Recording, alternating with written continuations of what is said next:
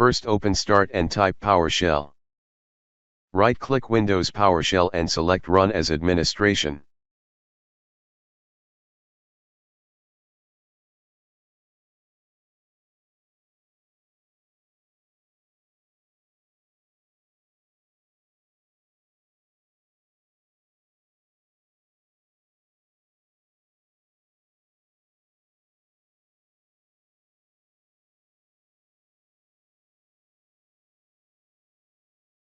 Press Enter.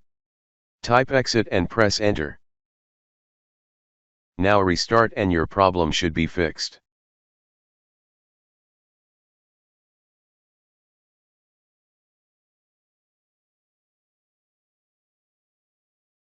If that didn't work, open Start and type CMD. Right-click Command Prompt and select Run as Administration. Now type the following command and press Enter.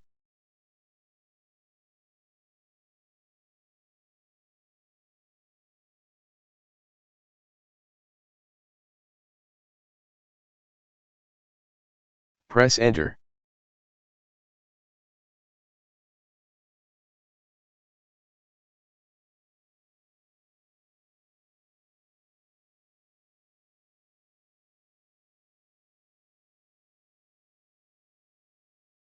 Press Enter.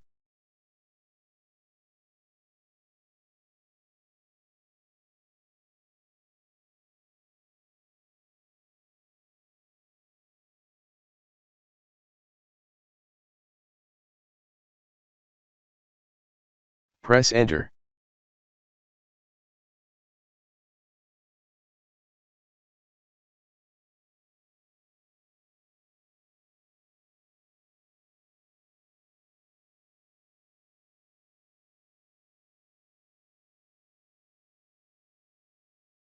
Press Enter. Type Exit and press Enter. Now restart and your problem should be fixed.